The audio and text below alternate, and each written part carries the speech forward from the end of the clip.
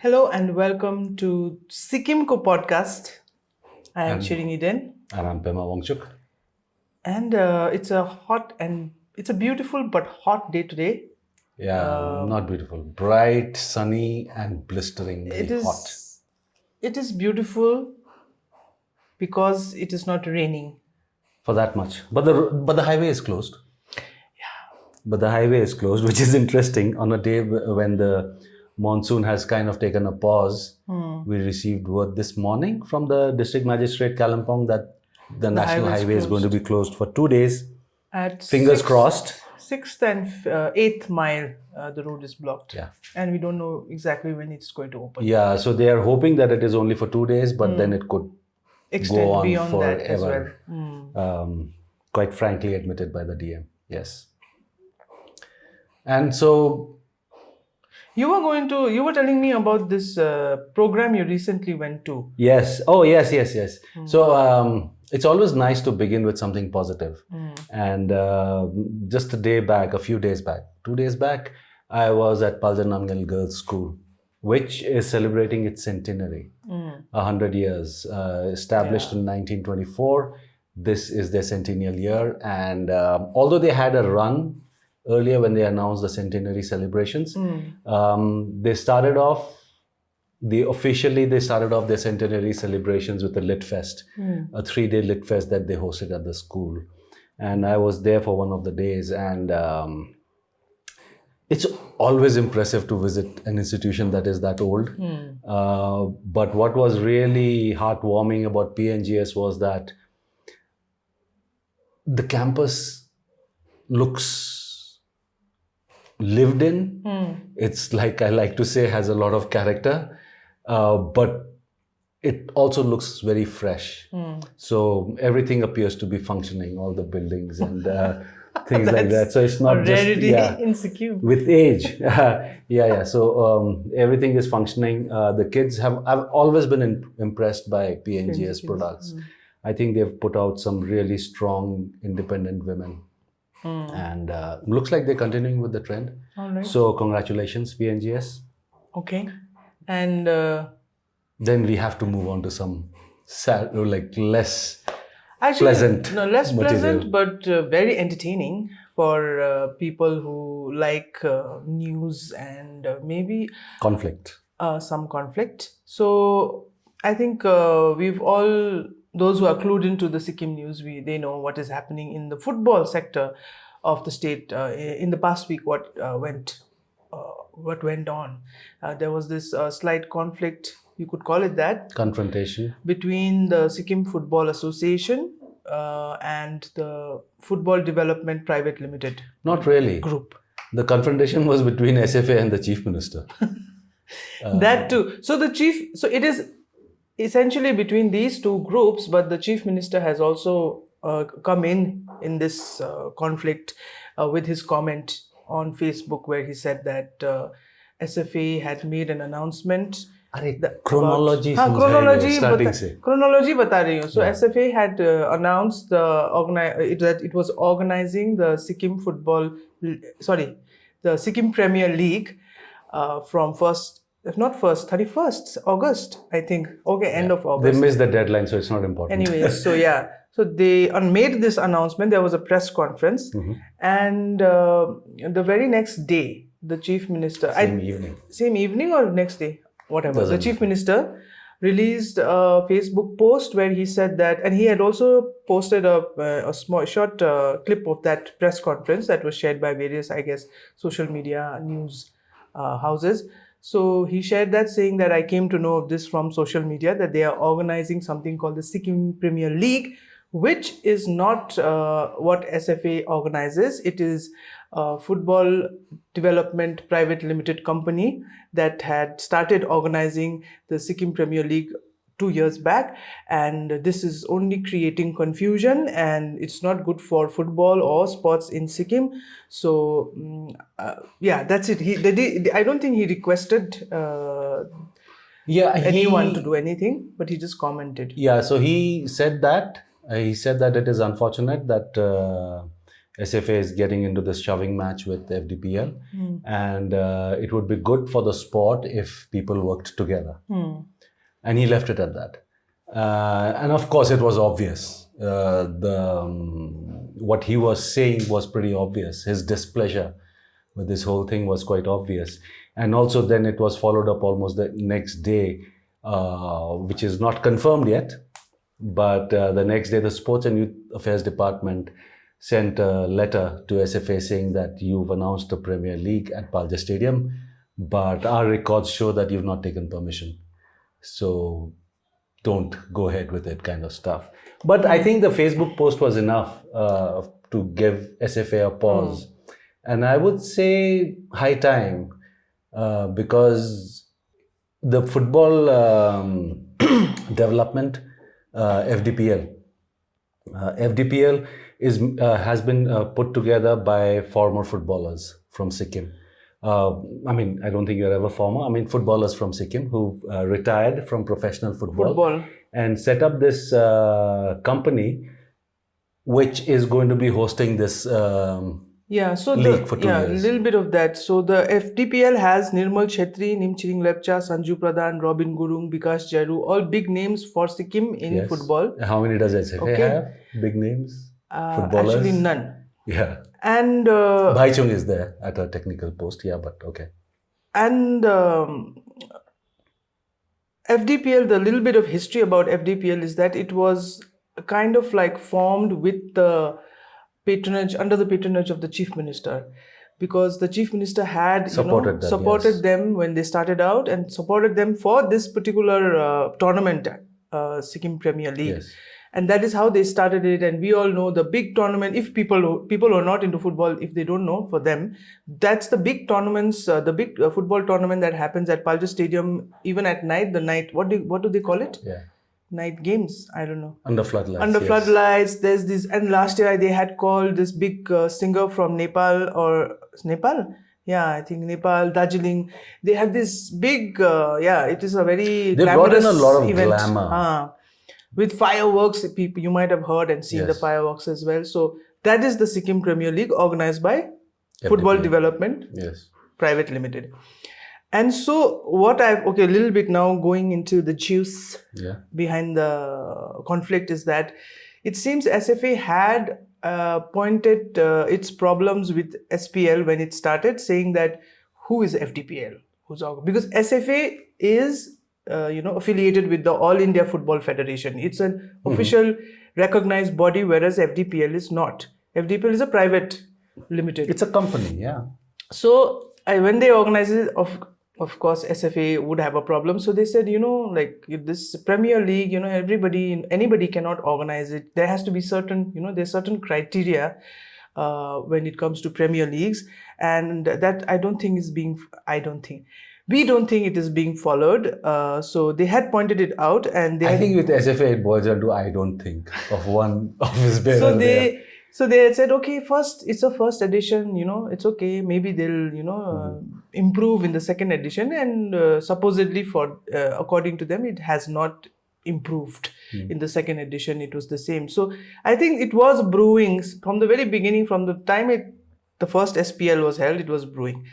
At the same time, we had discussions about this also, is that SFA was organizing something that used to be called Sikkim Premier League at one point of time. Also used to be called that. Yes. Right? A Division League. A Division League. S League. So even this time, no one can claim proprietary rights to the Sikkim Premier League title unless you've actually established it for yourself, right? So SFA used to organize something called the A. So what is happening is SFA has a C Division League, B Division League and A Division League. That is how it works in the state organization. So they used to call it the S Division, C Division, B Division and Sikkim League. Now they decided to call it Premier League. It was interchangeable. Casually people would call it Premier League also in the past. But none of that is of any importance really, I feel, to this issue. Because at its core, it is just a turf war. It is SFA that is not happy, clearly, or is jealous or envious of almost a parallel body that is organizing a tournament that is attracting bigger crowds, bigger sponsorship, and treating players with respect, I think. Because this is the Sikkim Premier League is like the IPL, right? It's not a year-long event. So they hold it for a month, 2 months. 2 months, this Premier League will be on. The clubs come together for these 2 months. The players are contracted to play for these 2 months. They come, sign up with these teams. They are with other teams throughout the year. Yeah. For these 2 months, they are with these clubs in the Premier League. They are paid well, hopefully. Although we've heard of some unhappiness from some with regard to some clubs last year. But normally the deal goes that the players are paid much better than they would in other tournaments in the state or in the region. Yeah. Now that is one. Now SFA I can't understand SFA's obsession. I refuse to believe that SFA seriously believes that they're looking for some level of quality from the Premier League, and because it has not been met, they're creating trouble.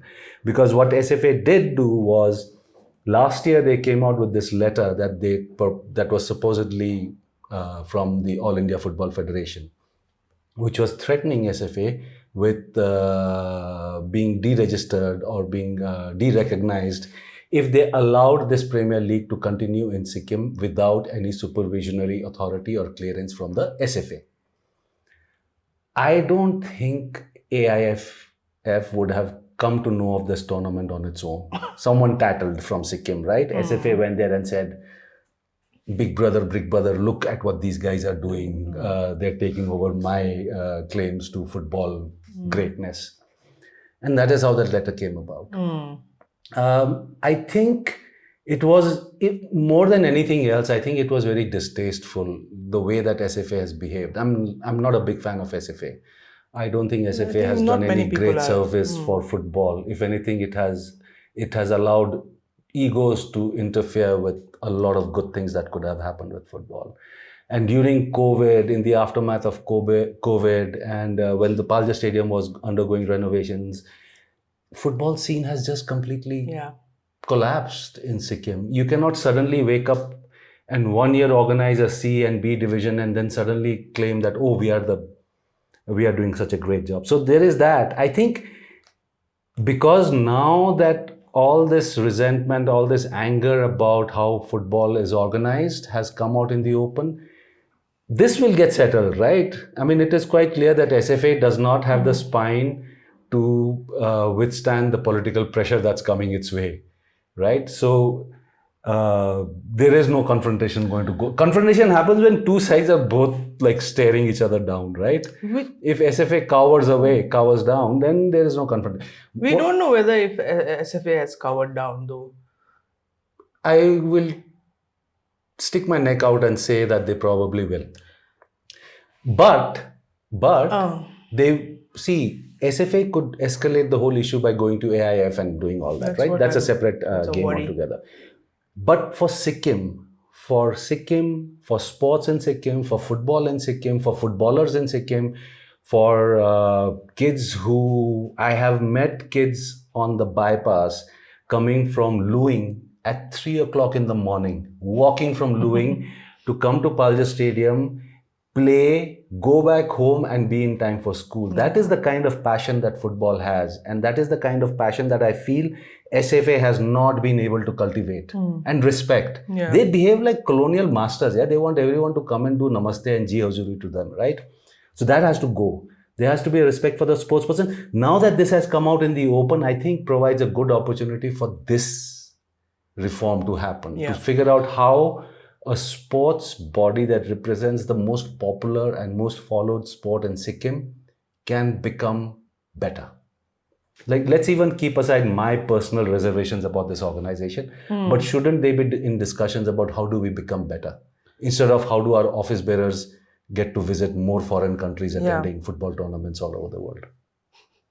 Yeah. So before you go into we need to actually go into that as well. Or your opinion about what is what this entire fiasco, but also I wanted to give some more details.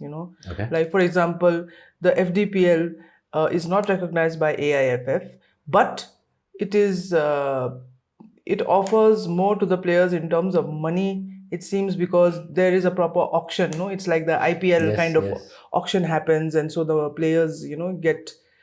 I can buy merchandise. I mean, I can't but technically, whether it is good for the sport or no, that may be debatable. That may be keeping that aside, it is offering something more, right, to the players in terms, even if it is in terms of their salary or whatever. So that is there. Whereas from the league that SFA used to organize, there's no auction or anything. Clubs have their own teams. They select their own teams and they come and play for the S division, S league. And also the chronology, like you were saying, was that on 28th August, the FDPL had written to the chief minister saying that this kind of infringement is happening with the title Sikkim Premier League by SFA, and SFA, and then surprise, and I guess they knew before. Obviously, FDPL knew about it a day before. That is 28th. That's why they wrote. And on 29th is the official announcement made by SFA regarding their Sikkim Premier League. And after that, on 30th August, after seeing the CM's comment on post on Facebook, SFA issued a press release stating that they have changed the name to SFA A Division League, which is what it was called earlier. It was more commonly called S League, A Division, S League, B Division, whatever. So now, and then after that, the SFA again put a post on its Facebook page saying that the tournament has been, because it is probably due to the letter that we were talking about, right, from the sports department. Or they didn't get a VIP to come as chief guest for the inaugural match. Because they were supposed to start on, I think, 30th August they were supposed to start, and then they issued posted a status on Facebook saying that the tournament has been put on hold. That's it. No details. Now today, the SFA has again put out a post on Facebook saying that the SFA A Division S League will commence from 5th September. Which is good. At Palji Stadium. Which is good. I mean, no matter whatever might be the problems within SFA and FDPL, the sport should not suffer, and neither should the clubs and their teams, right? So we had heard that teams had brought their team, the clubs had brought their teams and had put them up in hotels, and the match was to be played at Palja Stadium, and they were wondering what do we do, right? We've paid these players, and so that's resolved. So thank God for that. People have to understand that, see, SFA is the the football association, as the name suggests. FDPL is a private entity. It's a company, right? It's a company that is dedicated to football. They are organizing the Football Premier League at present, but they could be doing a lot of other things down the line related with football, right? And like the IPL, which coexists, I mean, okay, it's fronted by BCCI itself, but the IPL has clubs that pay their players, that whole celebrity status and that glamour is not the same as Ranji Trophy matches, right? So SFA should not think that they can compete with FDPL in bringing so much glamour. They can't, right? They are boring old people, whereas FDPL is young footballers with ideas.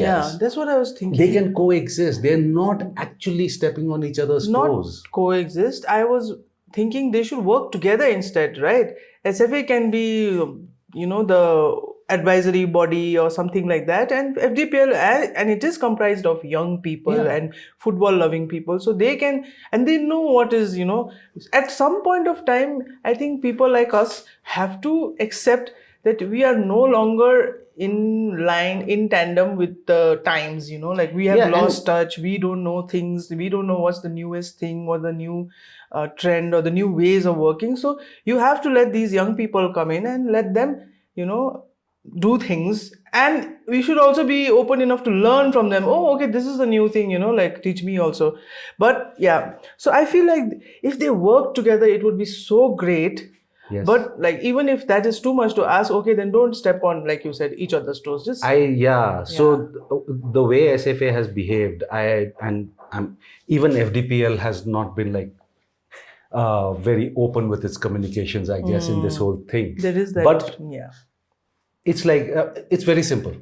In an ideal world, SFA would have gone to FDPL, because if the Sikkim Premier League it was wonderful for the fans and for the players, right? So SFA should have gone to these guys and said, so okay, you're starting new, you're a private company, you don't know the procedures and how strict and how much red tape there is in football events now. These are the things that you're missing out on. Let us help and give you the NOCs or whatever clearances are required. They should have volunteered it, right? Too much to expect, I guess. In an ideal world, they should have done that. Yeah. But it's like this, like what you said, right? Now, if you can't support them, if you can't help them, if you can't make things easy for them, then let them do what they're doing. Don't try to put hurdles in their way, which is what is happening right now. Like, it is not even as if SFA is sitting on the side saying, okay, you try and see how well you can do things, and we'll watch from the sidelines. No. I'm going to throw stones at you, and I'm going to bring in the big brother from Delhi. I'm going to bring in the AIFF. I'm going to bring in all the contacts I have, and I'm going to try and scuttle your plans for football. Because who suffers in the end? Yeah, because this is football and footballers. This is what I had, talked about with some other people also, and with you also. I asked, right, like, so what will be the end result if this tension or conflict goes on? Is that SFA will be de-recognized, or Sikkim players will not be allowed, because only SFA has the authority to send players, I think, to these national tournaments or national events or whatever. So if SFA is de-recognized, or it stops that. I mean, then in the end, it's the players who are suffering. They will not get access to big tournaments and opportunities. In the end, it's in the end, it's about the name. If it is about the name Premier League, FDPL can give it some other grander name, and it will still be as much popular and as big, right? Right now, it's just come down to it's just a turf war, right? It should not have come to that. Yeah. So in the end, it could be as easily settled as with that much. I hope it does not escalate or go any further, because that could seriously affect footballing prospects and just distract everyone away to the politics. Instead of the sport, you'll be in the politics. I mean, I don't think anything. I think AIFF is as bad for football in India as SFA is bad for football in Sikkim, right? What does the AIFF have to show, really? But the power that they have, that is what problematic. So we got to just be careful about those issues. Yeah. And for example, the other thing was also a little bit. It's the first time that the Chief Minister has, I think, ever posted on social media about. Yes, about that. Because my first reaction to that post was also that, isn't this too small a battle for the CM to give a direct comment on? And then I was thinking, and not that I had issues with it. I think it was wonderful, because SFA was getting really irritating with this whole obsession with the FDPL and things like that. So, but then when I sat down and thought about it some more, I realized that this bullying, I would call it, right? This SFA bullying of FDPL has been going on for 2 years now. Yeah. Right. So, and finally, you've got a response. Like FDPL finally has a bigger strongman of its own to show SFA its place. So we got to look at it in that light. It is not out of the blue. For 2 years, FDPL has been at the receiving end of this indirect attacks and comments, and that release of that letter from AIFF. I'm just thinking, if AIFF sent them this letter, SFA should have said, oh no, this is a brilliant tournament and we have no issues with it. And sure, we'll talk to FDPL and see that they follow all the regulations, and we'll get them on line so that AIFF doesn't have issues with it. That is how it should have been. address instead of releasing it to the press saying, oh my God, if these guys, because of these guys, our students will not be able to compete in Subroto Cup. Like, how much training does SFA provide to the Subroto Cup teams from Sikkim? Like, last minute putting a team of 11 together is like, because no one claim. in one of the discussions this had come up that we no longer have this grand inter-school football tournament that we used to. I think they do organize it, but it has lost its grandeur. It's not a calendar event. Grandeur, huh? It's not a calendar. See, if a sporting event is not a calendar event, what is happening now is 10 days before the tournament they'll announce, and then the schools have 10 days to put a team together. And you don't know whether the tournament is going to happen in June or October or November, December. It's like all over the year, right? Yeah. Whereas if it is fixed, if every year, and that is actually not just SFA, I think Sports and Youth Affairs Department also is like big culprit in that. If they just had an annual event that I think October, November is brilliant time to have sporting events. October, November, we're going to have inter-school sports. Football, javelin, athletics, I mean, whatever you can come up with, right? Even TT and chess. So if they do that, then teams, schools, when they open for a new academic session, will start preparing teams for that event. Yeah. Because right now it is this last minute thing happening. And ideally, I was thinking SFA would be, since it has that official recognition, card, let's say, right? So if SFA told FDPL, okay, SFA probably does not have the skills or the time or the energy or whatever, I am guessing, because they are all not really young people. So you don't have it, it's okay. You have access to power. Maybe you have access to some funds, right?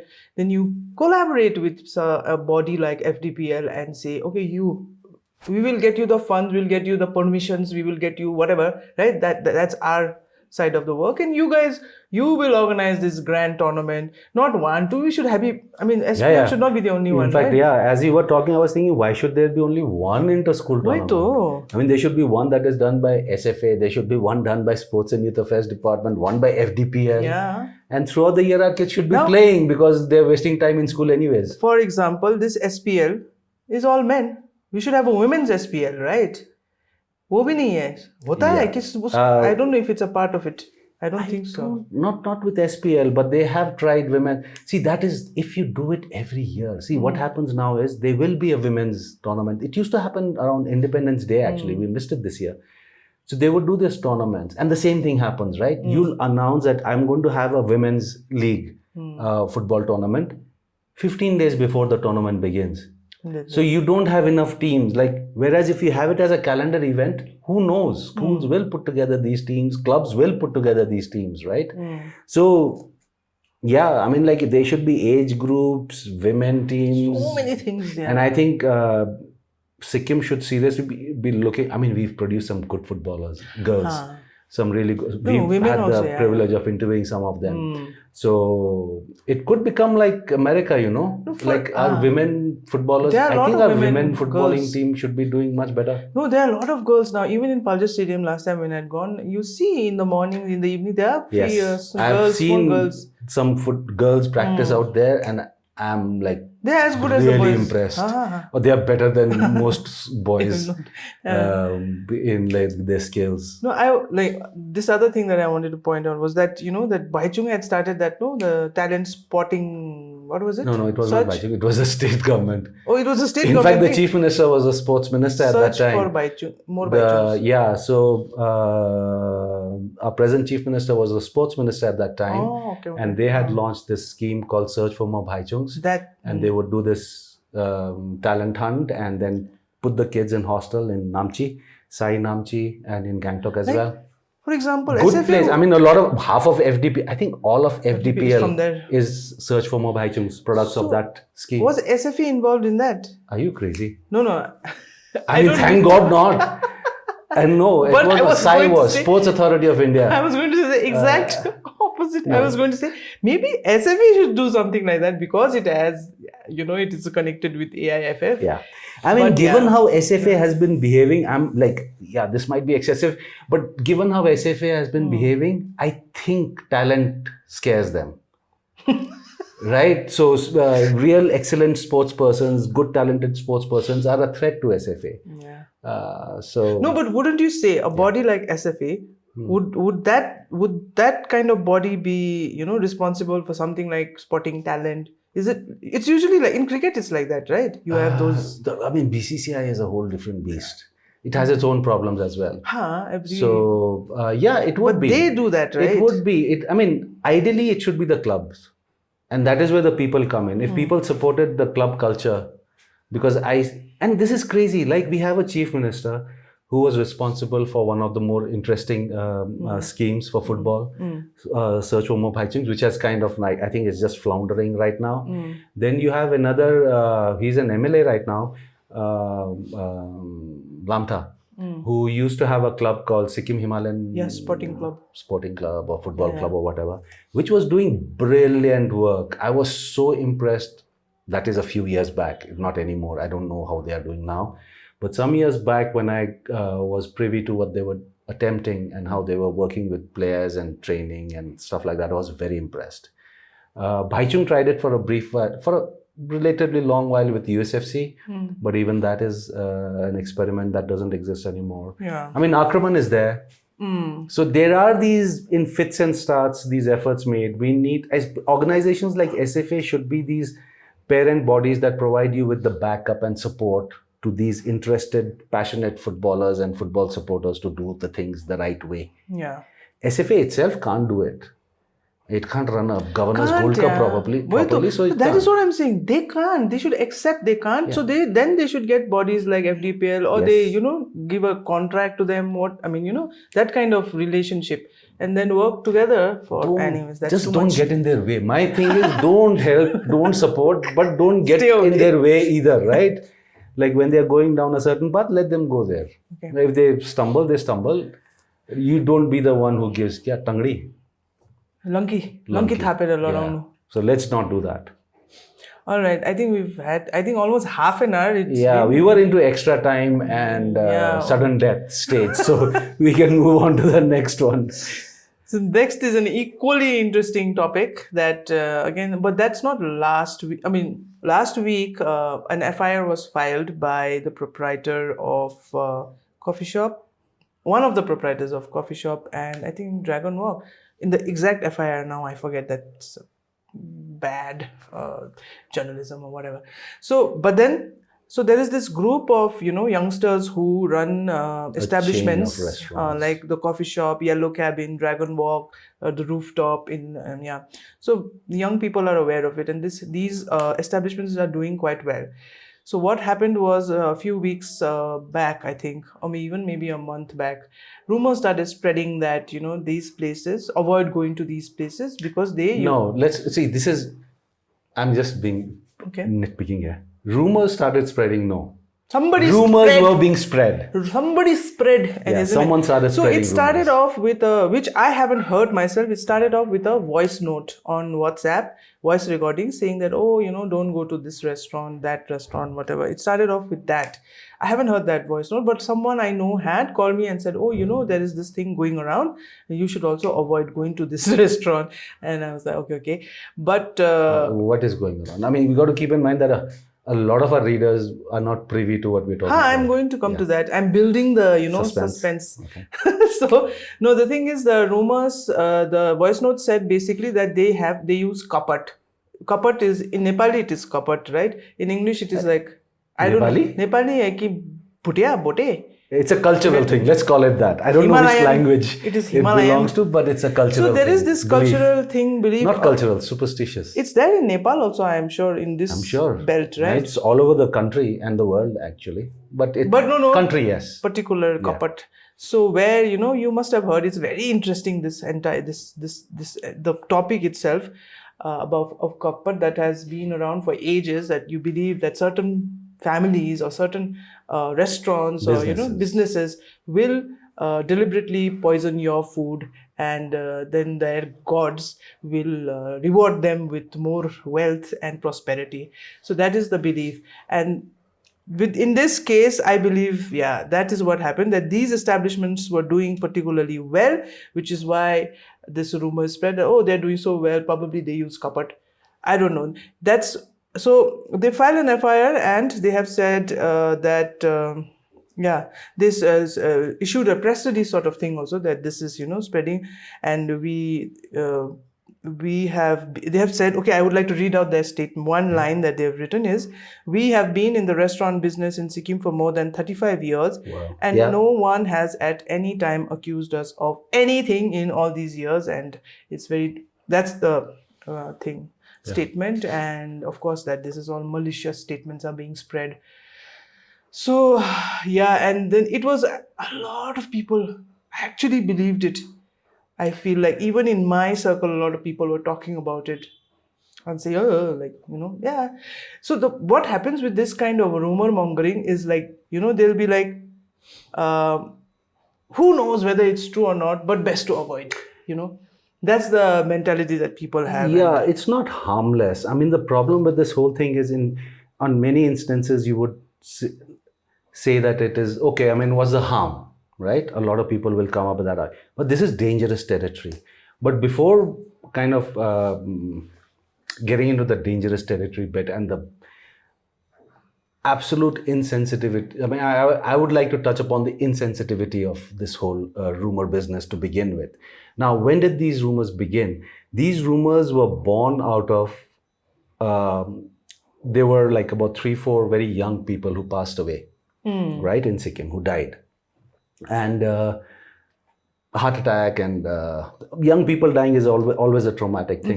That is where it started off from, this business of accusing establishments of practicing kapat. Now, kapat in itself is this... because these youths who died suddenly, this is again the allegations that related with this rumors, that they had visited these establishments prior to their death, which is why that connection. That doesn't make sense. These are young people. Yeah. You throw a stone, any young person in Gangtok right now, in the last 7 days, would have visited at least one of these establishments, right? And these are very popular with the young people. Yeah. Right? So that is the weirdest argument that I've heard. But it started off from there. So when someone begins this rumor, forget about their jealousy with these young entrepreneurs who are doing so well for themselves, because I think it boils down to, it has its roots in people being unable to see young kids work hard and succeed because of their own professionalism. Because they are so used to seeing people succeed because they have the blessings of someone. But when you see a group of kids succeeding so well on their own merit, I think a lot of people are very upset with that in Sikkim, right? So this is where I believe this rumor or this envy comes from. But when someone spreads this rumor, they are being so insensitive to the families that have lost young people, because you are using their deaths to promote your poison. I mean, the only poison in this whole rumor is the rumor itself. Whoever is the person who's spreading this. Because in today's times, to believe in something is, you should probably be sent back to school and whatever it is that you do, right?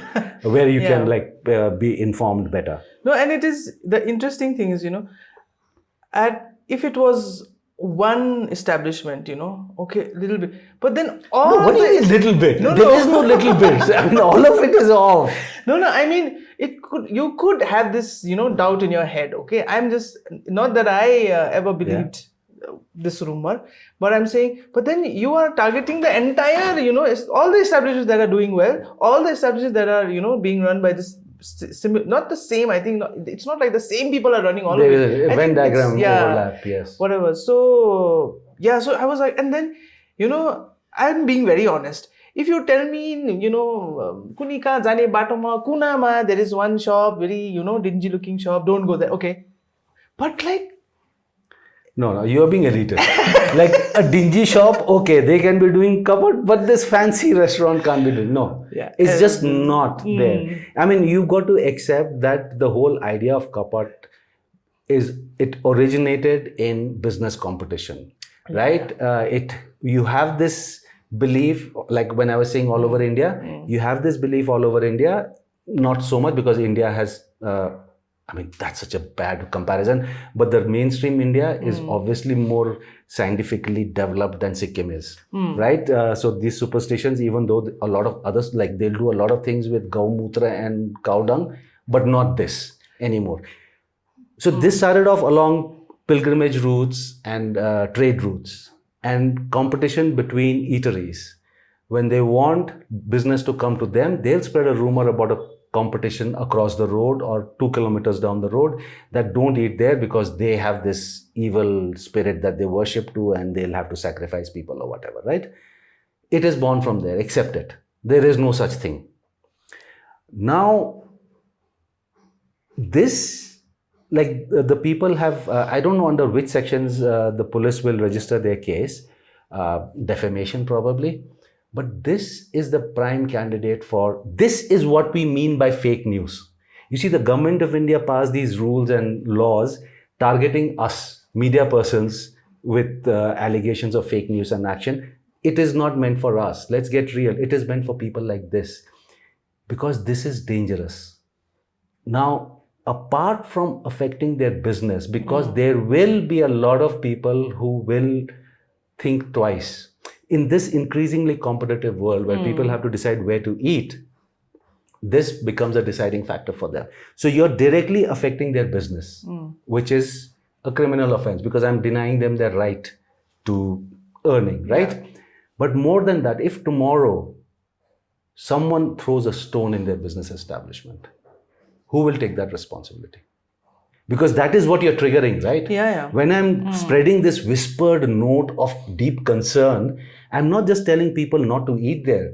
What I'm actually telling the people is that these are not nice people.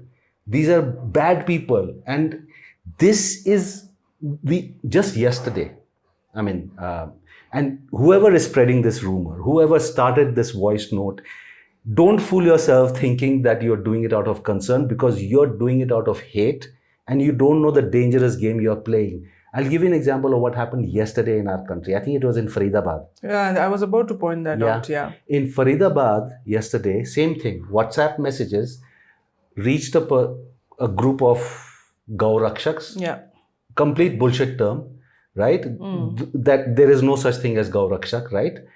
These are just vigilantes.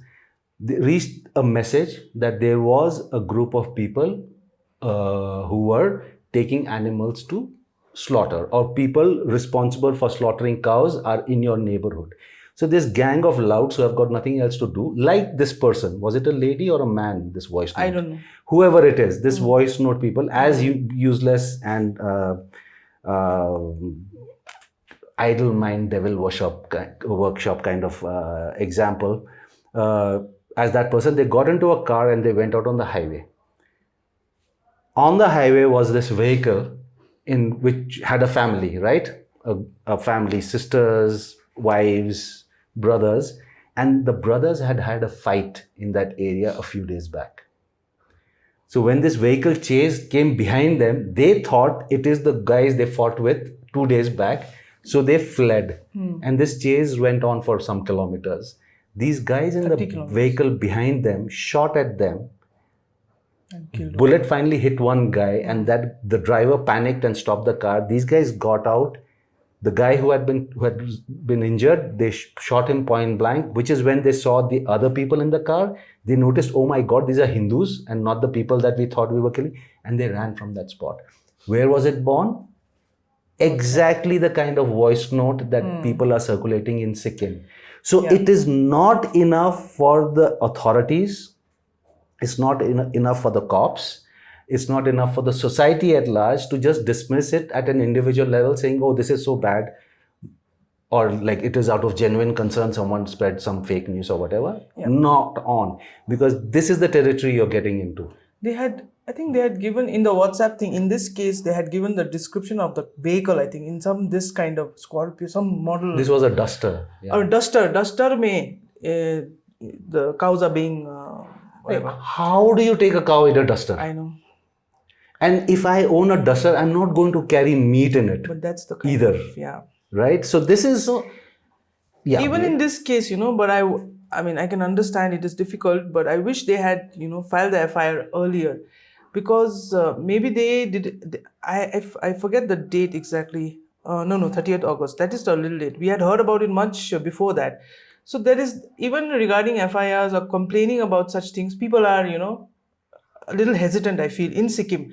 So I think when anything like that happens in the future, people should just come up, not hesitate and immediately file an FIR and stop such kind of rumors from spreading. At least try to stop them. Filing an FIR would mean that you trust the cops to find the person, right? I don't. I can understand why businesses will not do this. Because that is just providing more fuel to this stupid fire that someone has lit. So that is also a consideration. So can you imagine how much stress this entrepreneurs would have gone through before they finally decided, okay, now it's enough, we have to go public with a statement, right? Because it had obviously was affecting not only their businesses, but also their social relations and things like that, right? And I have met people, right? I have met people who said, oh, but if it is not true, then why are they not denying it? Which to me means that before you expect a denial from these persons, you have to accept that I am so superstitious that I believe this. And then I am so naive that someone will deny it and I'll believe their denial as well. I mean, it's absolutely weird. Yeah, it is just people are obnoxious when it comes to matters like this. And I think it keeps getting fanned by people who are envious and jealous. And I don't know, who had to wait too long for their order at one of these restaurants. So it's not as harmless as that. People have to realize that these rumors are not harmless. This voice actually reminds me of this voice note. The description of this voice reminds me of this voice note that had circulated during COVID, if you remember. Yeah. Right? When Sikkim had no cases, no one understood COVID very well. And there was this whispered note of a voice claiming to be a nurse at STNM who was telling the people that the government is lying to you. A case of COVID has been detected. It is at STNM in the ICU or whatever. And that all of you have to be careful. And I'm doing this out of genuine concern, which is what... If this happens to be the same serial WhatsApp scaremongerer, that person needs to be exposed. Or whoever it is. So when you were talking about FIRs, business establishments, I think it's a societal problem. We are talking about these businesses today. My problem is with this rumor mongering and using the modern tools to spread them even more. That is so dangerous, which is why recipients of these messages have to immediately send a message back to whichever uncle and or aunt. And I hope it's only uncles and aunts who are spreading this and not the young people who have also bought into this madness. The young people. You got to send them back a message saying that don't waste my time, and I hope you use your time better as well instead of... it is up to the people. It has to be the people. I'm not looking at cops ever. Because the COVID case, I feel like it has some other angles to it. It was this trust deficit with the government and how they were handling it. Lying. No, I'm saying, no case. In the COVID, the situation was such, the government was bungling, there were a lot of mistakes being made, and in that, put this rumor, and it's very difficult to deny, right? That's what I'm saying. But in this case, there is nothing like that in this, the coffee shop thing case. There is nothing like that. There was it is just a very malicious, it's malice. Attempt completely. To ruin the business. It is malice. It is not concern for anyone. So, moving on. again, another half an hour spent on this topic. Yeah. So we have, I don't think, but then these were the major topics for today. And I was supposed to, like we used to in the Sikkim, when we used to be called the Sikkim podcast, I was supposed to give a short, headlines only in the beginning, which I keep forgetting. Things that happen. So we were supposed to discuss the football drama that we did. We were supposed to discuss these rumors. We have done that. And now we are supposed to touch upon the biodiversity heritage sites, two new sites that have been given the biodiversity heritage site. Are they being considered or have they been given? They are being there, in the process of being given. Okay. Then there is the facial recognition attendance system that is going to be in place in Sikkim soon. And that we should spend some more time with. Some road update we have already given, and the tourism, a little bit of the Tourist Trade Act update as well. So to start with, the biodiversity heritage sites. The Sikkim Biodiversity Board is in the process of notifying Singi Badang Sacred Pond in Yuksam, Dubdi, which is probably the Gangtok Lake, as you said. No, I don't know. If it's Dubdi, it's higher up, yes. Okay, Singi Badang Sacred Pond in Yuksam, Dubdi in West Sikkim, and Pawo, Hungri Sacred Grove in Labing, Gerethang. These two sites are being considered for biodiversity heritage site recognition. The board has called for any objections. If anybody has any issue with this, it's I think a routine procedure where they have to declare and all that. Mm-hmm. So that is the thing. So what we were trying to find out is, what does it mean to be a biodiversity heritage site? Yeah, as against the biodiversity, what is the KNP? It's a much bigger. So sites are smaller areas are declared as heritage site, biodiversity heritage. It's a mixed thing, yes. So tell us.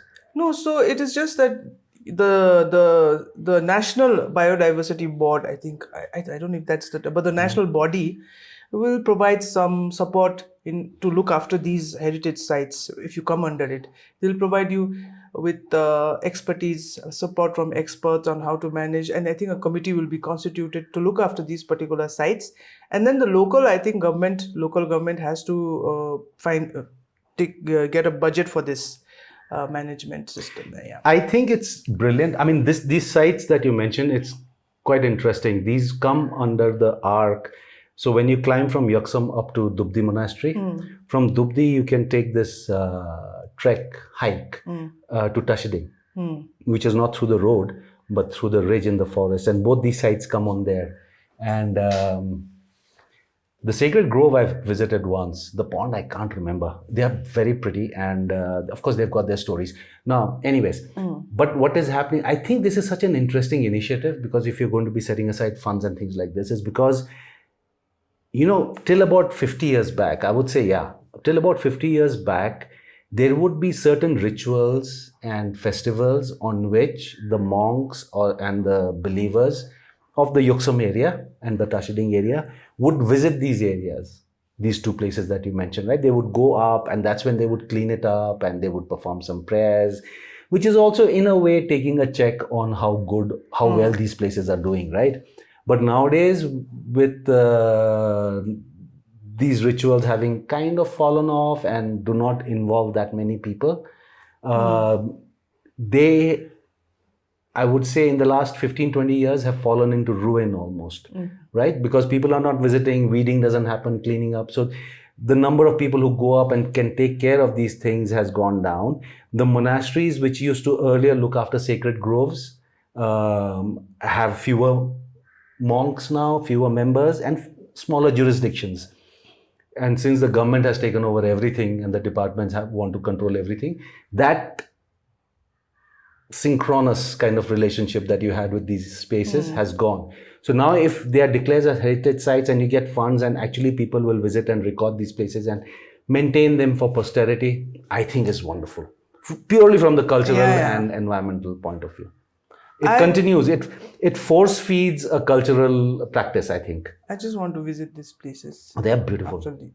I mean, the pond not so much, but the Sacred Grove is brilliant. And when you go that way, the locals will tell you that don't camp there at night because.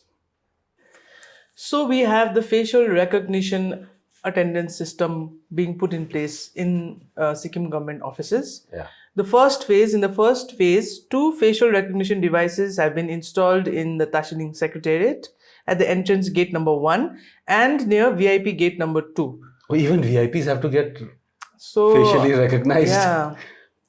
Wow. In the first phase, Tashiling Secretariat Block A Okay. will be, so this is I think Block A from 2nd September. And before this happened, I was traveling in a taxi and I overheard these women, I think they were all government employees, talking about this. They were like, oh, abata, before we used to use the finger, this thing, now it seems they are doing this facial, now we have to show our faces. Oh, Dava, you show your face for me also, okay? As one lady was telling the other lady, because I think they look similar, so they were joking about it. And then again they were saying, once we tried when the thumb, what do you call that, biometric thing, the thumb thing, we used to try doing it for others also, but then listen, it doesn't work like that. So I'm sure I don't even I can't even imagine how they were trying to do that. But so they were like, so I guess the face thing also won't work, no? Like one person doing for other people and all that. And anyway, so that was a funny thing that I wanted to share, because you were talking about how these devices are racist. Yes, I mean they are. I mean, apart from the fact that I don't know who comes up with these ideas, when they did the biometric thing with the thumbs, after a short while they realized that these devices work very well for the dust-free, dry environment of Europe, whereas in the humid, dirty, grime-ridden traffic that we have to negotiate to reach offices, these devices. So you're saying on the way our faces will change? No, I'm talking about the thumb, right? So the reason why the biometric was given up was because the machines would just not be able to handle anything more than thumbprints, right? Because I don't think now. And of course, people were playing dirty, right? They would intentionally try to spoil it, right? And we've heard of tricks like little bit of sand on your thumb and you give your impression, so you keep damaging the sensors every time you give. And God, you've heard that? I might have tried it. Oh my God. You spit into it to short. You would do things like that. It worked. How do you know about all this? Someone told you? No. Someone told, yes, and I tried it for myself as well. Although I never was in an office in which you require to do this, but these devices were there and too tempting not to fiddle with. But the facial recognition is this latest supply order of devices that has gone out. Every government term has one. Yeah, because I don't see how these things are going to improve attendance. If a work ethic is not instilled which improves attendance, then none of these devices will. The problem with facial recognition devices, I don't know how, let's see how they perform here, but what we have read about facial recognition devices and why it's called racial is because in the West, they were created, programmed primarily by white people, right? And they've become really good at recognizing different white faces. But what we've heard about in America is that it completely gets confused when it comes to black faces. Colored face, is that the proper way? So Chinky is even worse, right? Yeah. It is. And these are machines, right? I'm talking about because this reminds me of how. So I studied in Chandigarh. Yeah. And Chandigarh has a big population of kids from the Northeast in colleges there. Yeah. And so I had friends in that group, and I had friends, and I grew up in mainland India, so I had friends from the Punjabi segment as well. And both sides used to have the same comment, that how do you tell each other apart, right? So the Sardar friends would say that how do you Chinkies tell each other apart, because to me, all of you look the same. Chinky is also a derogatory term. Yes, but I am a Chinky myself, right? And all my Chinky friends would tell me that how do you tell the Sardarjis apart? Because all of them look the same to me, right? And I'm just hoping that this facial recognition device is as confused as that. Because then your friend can always send Doma to do her, or Dawa was it? To do her. But Sardarjis also, when they, tie their turban too tight, they also look Chinky too like that. It's not the turban that does it. I think it's the top knot that stretches their eyes like that. I'm sure they will not be very appreciative. You probably saw a Chinky Sardar, not a Sardarji who has become Chinky because of a turban. So yeah, all the best with the facial recognition. So sad if you are, I mean, imagine you have to apply the same makeup every day as the day when you got yourself recognized. Because I've seen some Korean... That is very sexist. No, I'll tell you why. Because I've seen some Korean videos, and which I know are fake, but they are like wonderful to watch, in which this very pretty girl arrives and starts taking off her makeup, and by the time she ends, it's a different person altogether. And they want us to believe that that is how good she is. I want to know why you are watching such videos. Yes, it is the AI that has figured out my interest in makeup, my secret interest in makeup. So that's what I was thinking. Like, and same for men. I mean, what happens if I grow a beard when I get checked by this machine and then go clean shaven one day? His daughter had a what if I'm hurt? Brilliant solution. That they should track the face also when they are in office. Because otherwise, they'll come in the morning, show their face, they'll disappear. And in the evening, they'll come back and just show their face that I was there the whole day, right? Yes. So they should also put a machine that they track. Don't give them ideas. Where they are. Don't give them ideas, because I'm sure there's some bright VIP kid who's saying, okay, I'll make an app which will GPS track every officer. What if and make sure that they are in office at all times? What if they like make masks of themselves and then put it on someone else? I don't think that happens. Mission Impossible mask making suitcase is fake news. Anyway, but we'd love to try that. Okay, done. We'll move. A short update about the. I'm also wondering whether the facial recognition also measures height. Like, how many computations does it put in? That today this person's face was at this angle standing here. Tomorrow she or he wears high heels and their face changes. That should take care of the mask business. Just... Like, ऐसे एक ही जगह होगा ना? You'll just go there, bend and show your face, even if you're tall, as if the machine will move up if you are tall. Yeah. My God, you are fired. Yeah, the machine will probably be kept very low. Anyways, carry on. About the Tourist Trade Act registration of businesses related to tourism in Sikkim had to register them in the tourism department. We had done Sikkim postscripts on this topic. So they were supposed I think end of August was the last date, and the government has been kind enough to extend the last date to 15th September. Yes. So if we were kind of the more show-offy kinds, we would have claimed it as Sikkim Impact. Impact, yeah. Yeah, I don't think it was that. I think it was just the practicality, impracticality of things. That section also. Yes. And it is also mentioned, I just came up, I guess that is the thing, right? They need this registration certificate to get a trade license. That's the thing now. Yeah. Right? I didn't know that. Anyways. But these are businesses that already have a trade license. We're talking renewals here. Okay. So we are done with Sikkim finally. We're finally done with Sikkim. We had a Sikkim. bumper session on Sikkim this week. Yeah, this week it was pretty long. So now we'll move on to the national news section, where this... I was just thinking, there's a lot of drama. When we start the Sikkim section, we should play the Sikkim ka national anthem. The national anthem? As in the Tista Rangit or the Denzong thing. And when we start the India section, we should have Jana Gana Mana. And although we'll not start, all our audiences should stand when we are playing that. Sedition law hota hai. Yeah, we don't have a sedition law anymore. Okay. With that Nyaya Sanghita thing. All right. We got something worse, but anyways, carry on. So, on a more serious note. Yes. But also, as a woman, it is very, satisfying to see that something like this is happening now in the country as well. It's like a Me Too movement. Very far away from here.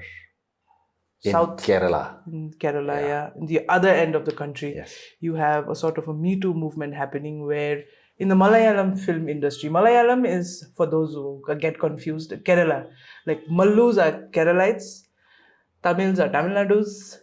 Tamil Nadus? Yeah, okay. Now that's enough. Before we get cancelled. Telugu is Karnataka, right? No. Andhra, sorry. Karnataka is what? Kannadiga. Kannadiga. I'm guessing. Kannad. Yes. That's how I keep poorly getting. off we are. Karnataka, I am like, Yeah. I get confused. Okay. Malayalam, I know from childhood. I forget what the grammatical term for it is. It spells the same way. It spells the same both ways. So Malayalam what is, one way. Palindrome. Palindrome, So yes. Yeah, so Malayalam. I mean, that's how I know this term. So smart you are. Yeah. So in the I Malayalam. can't speak Malayalam though. It's such a serious topic, and we are like not being able to come out of that humorous mood. So in the comedy that is Sikkim, we've not been able to come out of. God, yeah, it is the Sikkim comedy actually. So in Kerala in 2017, this really it was very disturbing. Yes. Yeah, crime was committed where quite a big Malayalam female actor that was raped and assaulted also, I think, in a moving car, in her own car, and she was thankfully not killed, but investigations revealed that actually someone made a video. Those people who attacked. They made a video of it also, of the assault, and the investigations revealed that it was another big Malayalam actor only who had a personal, grudge against this lady because she had been telling his then wife, I think, that he's not a good guy, leave him or whatever. I mean, I don't know the details of that, but she had been telling something to his wife at that time. No justification for it, so we don't even need to know. He was pissed about that, and that is why he paid some men to do it. And so this is because of this, the Malayalam film industry and thankfully this actress was strong enough to file a complaint. She filed a complaint and all of that.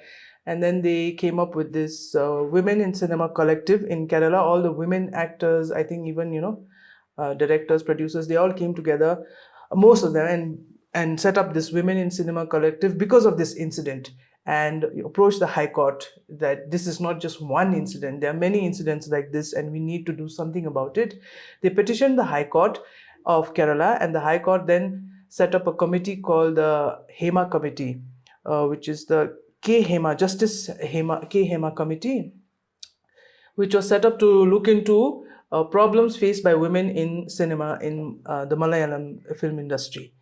And that committee submitted its report on 31st December 2019. Okay, but then it was not made public by the government at the time, because they said, there's so many names, big names, so many names, and and there's so many reports of assault, of sexual assault, of physical assault, of threats, of exploitation, abuse, all of that. So we cannot release the names of the victims, and this is the rules of privacy also, make it difficult for us to release this. So they kept postponing it, but thankfully there was this, I think, the Women in Cinema collective and some others also who kept asking for it to be made public. And then I think an RTI, because of an RTI application, the case, when even after an RTI application to make the report public, it did not happen. It was then brought to the court, High Court, and the High Court directed the Information Commission, State Information Commission, you have to release it. You redact the portions where you think it should be not released to the public, but the document should be made public. And that is when, after 5 years, in 19th August 2024, it was made public. And that is when it just blew up and it became public. Then more people, the number of names that were exposed. The big names in Malayalam industry, film industry, who are brought, like, there are many names. The assault accused, the incident of 2017 is this actor called Dilip, who's supposedly this big actor. I don't follow Malayalam cinema, but what I have in my research found is that he was this big, he's more of a comedian, but who plays the main role. His films are mostly comedies, very crass, I think, comedy, and he did so well that even other actors like Mammootty and Mohanlal and all these actors started doing films like this guy, started adding comedy, a lot of comedy. And so what I have read is that because of this guy, the standard of the the films also came down because he was minting money with these kind of movies, and even people Not like just the standard of cinema, also the Yeah. people has come down. so Mohanlal and also started doing similar kind of movies. Anyways, so when this report became public, it is when many other women in the industry also started coming forward and saying that it happened to me also. That's why it's seen as the MeToo movement of Indian cinema, because I don't think Bollywood has seen. They almost, when the Me Too was happening, I think Bollywood also, there was some faces, but then it didn't become as big as this. Yeah, I think to its credit, the Malayalam cinema, this report was commissioned, it was submitted. Now it has been made public, delayed, yes, but it has been made public. The fact that this happens has been known for a long time, which is why there is a term that exists for it, the casting couch. So there is nothing new that was revealed by this, right? But what it does, what these incidents do is that they hold up the mirror to society. And I would still say that the Malayalam cinema has responded to it. I mean, at least when this ugly thing stared back at them from the mirror, they turned away and realized how ugly things are, which is not what we can say for Bollywood. Yeah. I mean, Bollywood has rehabilitated all its Me Too accused actors, whether it is that obnoxious Nana director, Nana Patekar, or that director, that Farah Khan's brother. Sajid Khan. Yeah, I mean, he was given the grandest rehabilitation, Big Boss or something they brought him to, right? So Bollywood is obnoxiously bad in this thing. I think the regional cinema, one of the kind of themes they deal with as well, has that is how reforms will happen. Reforms will not happen in the kind of response that Bollywood gives, where the person who levels the allegations becomes persona non grata, and the entire industry comes together to take care of this misunderstood star. When this happened, and when this thing was happening, I think last week, this is unraveling last week, and prior to that, last week, there were, people saying, Malayalam industry is, I think some people are commenting, it's so bad, and all this has happened, was a part of the industry and all. And then some big Mallu actors defended it, saying that it is because I think Malayalam films are seen as progressive more compared to the other, I think, South Indian they films. deal with very strong themes. So one of these actresses, I think, said, we are progressive. That is why this has come out. Exactly. You have to look at places where there is absolute silence, like she was hinting at Bollywood, where there is absolute silence. Those are the places you need to worry about, because obviously things are not all hunky-dory there, right? But at least we are talking about it and we are trying to fix the problem, is what that actress had said. I mean, that is quite obvious. I mean, that's like, it's like, this had come out in the National Crime Records Bureau as well some time back, where certain southern states were recording high number of crimes against women as compared to, let's say, Bihar and UP. And of course, our Singi leaders were saying, oh, look at this. These guys talk so big, but out there more crimes are happening against women than in states where we are in office, right? When someone pointed out, that is because out there, the women are crime no one can stop. But what you can convince people who are at the receiving end of these crimes, you can empower them with strength to file a complaint. In your states, in UP and Bihar, the number of crimes against women recording is low. It's not because the crimes are low. It is because women just don't have the support and the backing to file these complaints. Whereas in South, they've created this environment where you're encouraged and supported to register these complaints. That is where we need to be heading for, even in Sikkim, I would say. one of the other things about the South Indian cinema as a whole also is that we know, right, people like Rajnikant are looked upon as gods, and so that is a big problem. Even in this, I think there was some comments where women were saying that even when we try to speak up a little bit online, all the trolls or the fans of those superstars, right, and mostly male, they would come out and they would like bully these women, so that there was so much pressure. I think it is like that, right? There was so much, they were trying to be suppressed so much for so long that it has finally burst, and they are like expressing themselves. Because according to the report, there is the report, there's a all male power group of 15 top male actors in the Malayalam film industry, okay, and they rule the industry, and they decide who gets what films. If they don't like, that's why the power is so much that if women don't comply with their demands, they will just destroy the career of that particular woman. So that is what is the reason behind so many women being abused. And also till now, I think those groups, of course, like I think Mohan, is it Mohanlal or Mammootty? Mohanlal is the fair guy, right? Fair, slightly fair. Okay, I don't know. Slightly. Let's not go there. Okay, so he was the president of the Association of Malayalam Movie Mammootty, Artists. Amma. Oh, okay. So he resigned. I mean, not just him, the entire executive body. Because there were some names in among the executive members who were there. Yeah, the vice, I think ex-vice president and all have also been accused. There's an MLA called Mahesh or something like that, Mukesh or Mahesh, who has also been accused.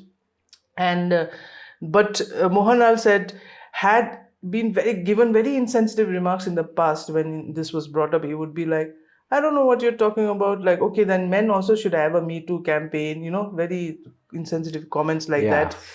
And they have completely denied. They have not said anything. Even I think Mammootty is the other one, has said, like, has given a very safe comment, like justice, law should take its course, like, let the investigations finish and let us know what has exactly happened. And he hasn't really supported anyone. So it is a very patriarchal, male-dominated film industry, and that just about every sector is like that. No, not just movies.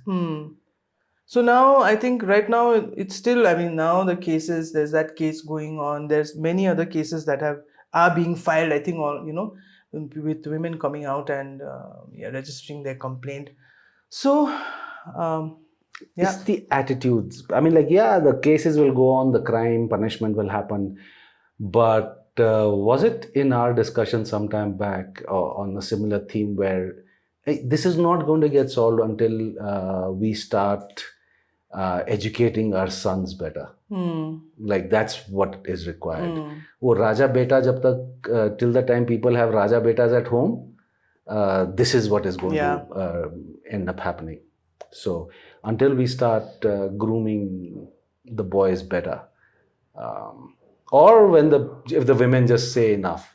Like, I was just thinking that Malayalam film industry, if this group of 15 guys control everything, if the women, the at least the top billed actresses, if they say, fine, we are not going to take any role. So what? You'll have Mammootty and Mohanlal playing the heroine as well. I know. It has to be that extreme, I think. Yeah, but it's good that it has happened. It's good. What is important about these things is that the conversation should not stop. Even in areas as remote as Sikkim from Kerala, right? This is not just a Kerala issue.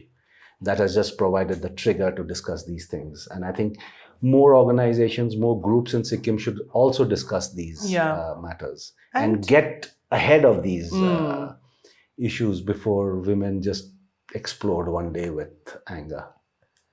A lot. I am like, yes, thinking of organizing a bigger discussion on this. No, I was about to say, I'm feeling like kind of tired.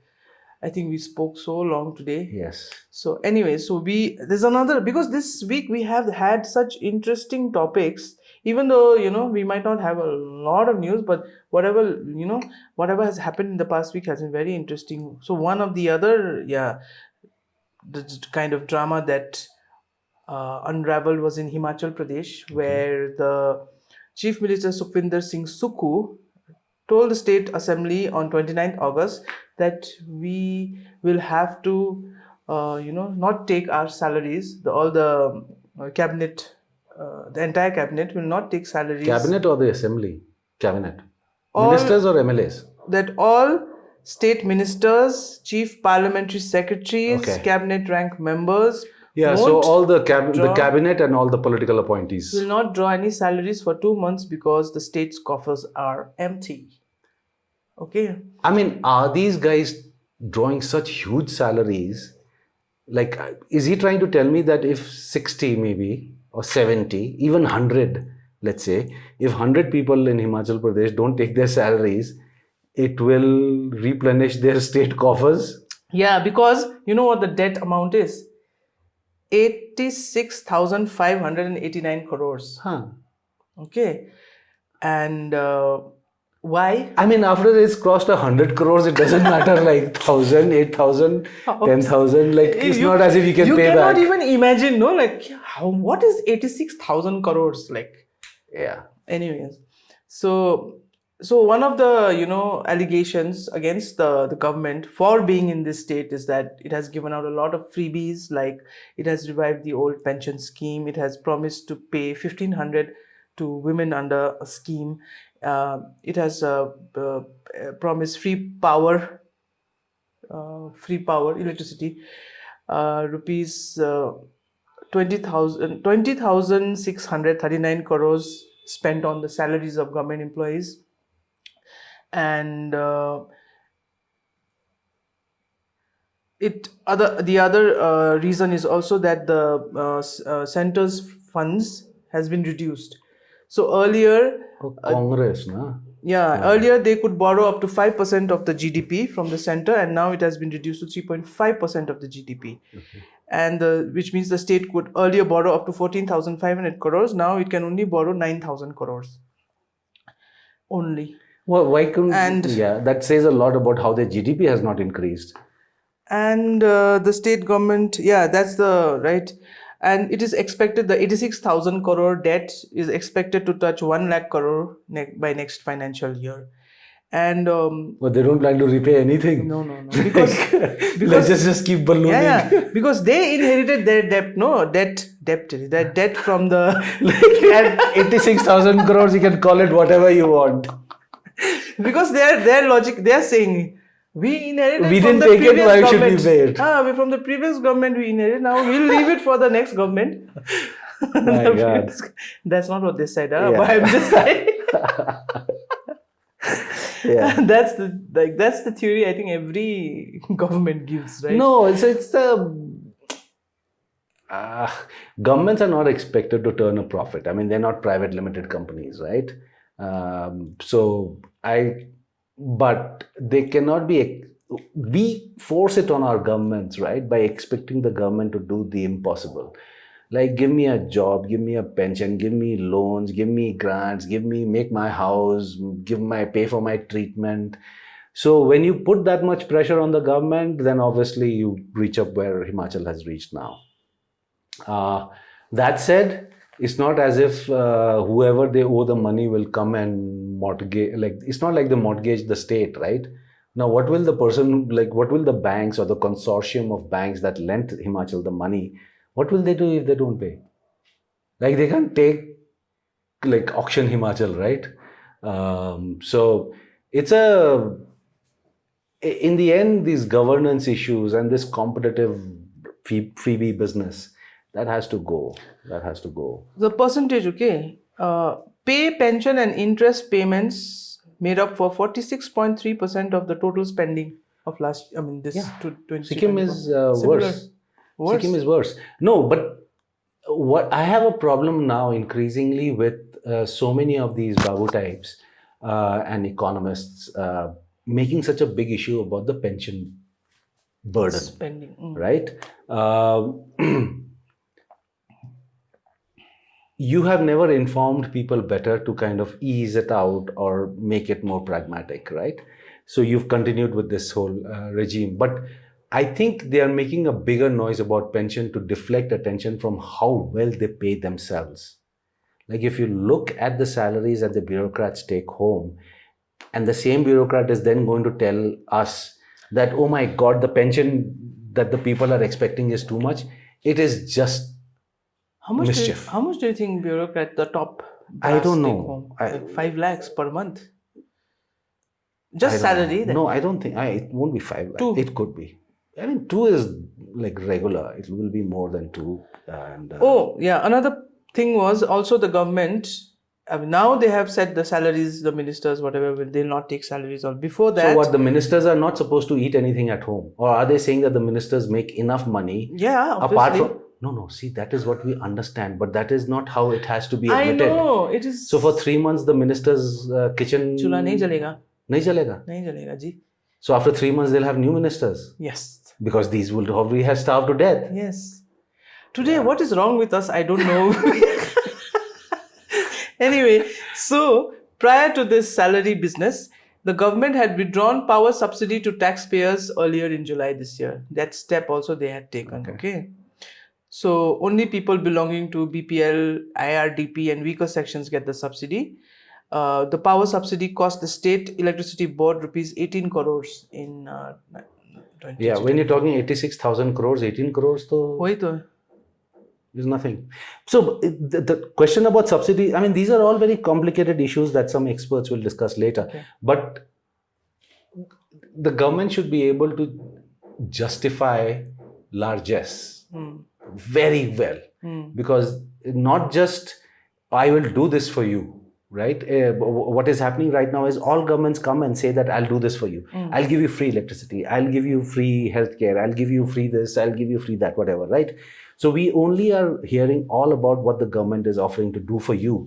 What the government should now increasingly do is that I will give you free electricity, but when I give you free electricity, I won't be able to do this. Like I won't be able to repair your school. And then for the people to decide that do I want free electricity or do I want my child's government school to be repaired? Right? So whenever they make these offers, I think if the governments balance it by saying that where is this money going to come from? Like where divert it from rather, then I think the people will say, okay, now I know what the stakes are. That when I demand a road to my house, the village road to take a 3-kilometer diversion so that it comes to my house, what is it that we are giving up? Make it tangible in that sense. So do you think, do you know what revenue deficit grant is? No. Okay, moving on. Himachal is not getting anything anyway. So. Yeah. So we are going to talk about the Himalayan, this new obsession with the glacial lake outburst flood surveys. Yeah, I mean, I think we should, because we've run so long today, I think we should do a postscript on this. On this? Yeah, we'll do a postscript. So that comes as an assurance. Sometime this week or next week, we'll do a Sikkim Co postscripts on the GLOF studies. But just to tease the topic a bit, this whole interest, I mean, Sikkim must be thinking that, oh my God, Delhi has suddenly woken up to our risk of glacial GLOFs in Sikkim. But no. Government of India, after stage 3, its biggest hydel project in the Himalayas, was blown away by one GLOF, a 25% GLOF from a glacial lake in Sikkim, has suddenly realized that, oh my God, we've got these dams all over the Himalayas and all of them have glaciers and all of them have glacial lakes now. So there is this interdisciplinary study of glacial lakes commissioned all over the Himalayas. There is one in Arunachal right now. I'm sure there's one in Himachal, Uttarakhand. All these guys are out there studying. So Sikkim should not feel very special. And because it is happening everywhere, I don't think it's going to be a very good study either. This is just checklist, tick the right boxes. We tried to do something. But more on that rant when we do the postscripts, I think. Because this deserves, there are bigger conspiracies that we want to talk about here. All right. So Thank you for watching. Please like, share, subscribe to Sikkim Co. We are on Facebook, Instagram, YouTube, Twitter, and Have you posted anything all the on audio podcast platforms like Spotify and Apple Podcasts. Huh? Have you posted anything on Twitter? We do, but we have only like 2 followers on Twitter. 3 followers now. No, 1 follower. Which is probably you yourself, your other avatar is following Sikkim is not on Twitter, that's why I think. Yeah, Sikkim has not taken to Twitter yet. It's X by now. So that's how it's so outmoded we weird. are. Which is my problem with why not being active on Twitter or X for that. But anyways, there if on that anybody's note, there. yes, comment, please. Comment and be some more criticism, some more critical comments, feedback on what we do, how we ramble. Okay, Thank you. Thank you very much and see you next week.